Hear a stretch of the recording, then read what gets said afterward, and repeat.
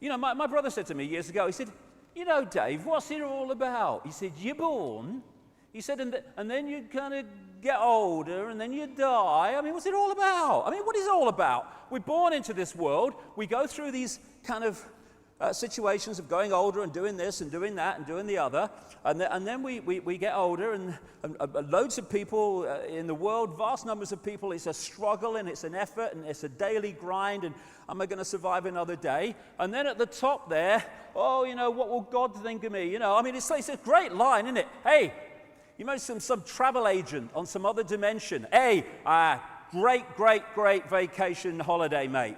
What you do is you go into this dimension, you're born, you struggle all the way through it, lots of emotional upheaval. Then you get older and your body starts to break down. And then some guy on a cloud decides if you're going to go and sit next to him, or if you're going to go to hell and stoke the fires forever. I mean, you think, yeah, I'll have 2 tickets, wouldn't you? What's it all about? I mean, there's got to be something else. If there isn't, I'm out of here and I'm staying. So, we are struggling to understand the world because we don't have the coordinates, which I'll come to. And it's obviously a world with some major problems in terms of its operation and the way it's run. Doctors destroy health. Doctors destroy health because health is not about health, it is about wealth. It's the transnational drug corporations controlling the medical system, so the scalpel and the drug is the only response, overwhelmingly, to human dis-ease.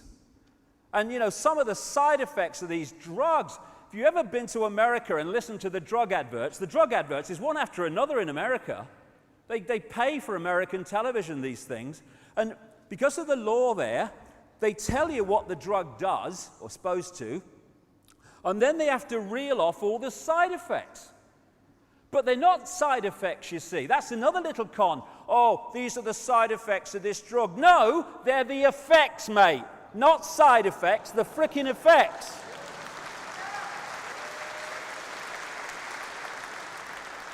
And I was watching one, this is a true story, last year. I was watching one, and it was for a form of Viagra, right? And it said, it told you what it was going to do, treat erectile dysfunction or bloody something.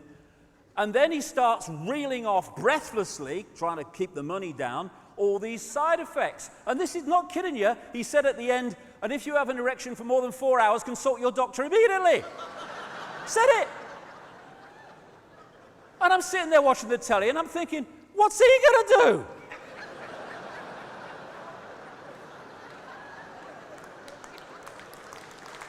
I mean, excuse me, doctor, I've got this problem. What do you want me to do? The world's mad. God, I tell you what, if I had an erection for 4 hours, I wouldn't consult a doctor. I'd thank bloody God, me. 3 hours, 55 minutes, bigger than my bloody record already, I'll tell you.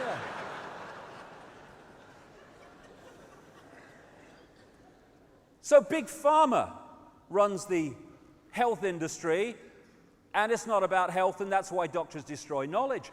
Doctors destroy health. Lawyers destroy justice. Of course they do, especially those that represent the state. And I love this one. When the state takes you to law, the people taking you to law have their legal bills paid by the people. The people who are being taken to law have to pay their own as well as the others. And then when someone wants to take the government on for something the government's done, the government defends itself with the money through the lawyers paid for by the people, and the person taking the government on has to pay their own as well as that. Universities destroy knowledge, of course. The one thing you don't want, if you want to create a centralized dictatorship, is a thinking, sharp-minded, open-minded, aware population that can see through your crap. So you sell them from cradle to grave the belief system you want. You just program their minds to see the world the way that suits your agenda. All over the world, we must have education. Yes, let's try it. Let's have some education instead of indoctrination of a belief system. Governments destroy freedom. Of course they do.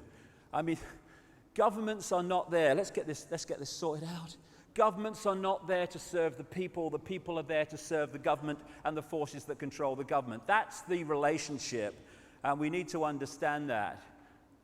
You've got the dark suits who orchestrate, front up this political agenda for the Orwellian state, and they come from certain bloodlines, which I'll come to, and these people are such frontmen. You can have an idiot in power as President of the United States. It doesn't matter, because he ain't calling the shots. He's just signing the legislation into law.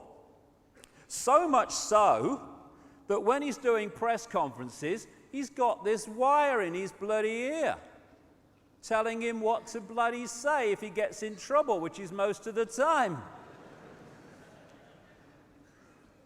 And this world is at the cutting edge of evolution. Mr. President, okay, that's good. Okay, now what we're going to do, Mr. President, we're going to have the big finish, the big Churchillian finish. Okay, go. Our enemies are innovative and resourceful, and so are we. They never stop thinking about new ways to harm our country and our people, and neither do we.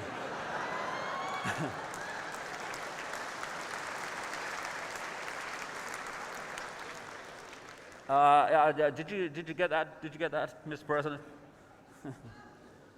True quote.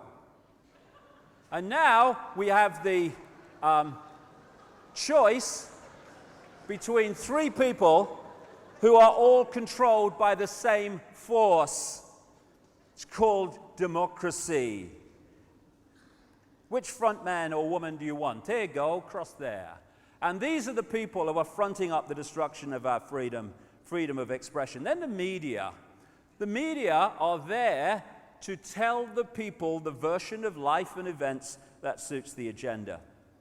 And those real journalists who don't will tell you how hard it is to get other kinds of information into the mainstream.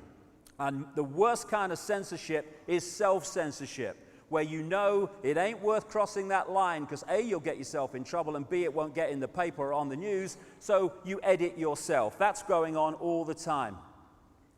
Religions destroy spirituality. Get into this in the second half. All the religions come from basically the same source, and they're worshipping the same gods that the secret societies worship. And what my father used to call bricks and mortar religion is there to enslave the minds of the people and divide and rule the people, not to open people to the true infinite magnitude of who they are. You can't say that. Pope will go mad. Couldn't give a shit, mate.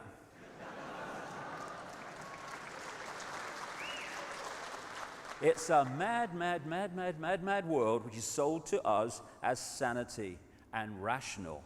And it's held together by what my friend Mike Lambert, who's in the audience today, calls repeaters. People just repeat facts because they've heard them from someone else, and then it becomes conventional wisdom, conventional knowledge, and everyone believes it. As Oscar Wilde said, most people are other people. Their thoughts are someone else's opinions, their lives are mimicry, their passions are quotation. And Mark Twain, I love this one, in religion and politics, people's beliefs and convictions are in almost every case gotten at second hand, without examination from authorities who have not themselves examined the questions at issue, but have taken them at second hand from other non-examiners whose opinions about them were not worth a brass farthing. There you have where the conventional knowledge, wisdom, this is how it is, mate, comes from. It's a war on the human mind and human perception so we see the world and ourselves in ways that allow this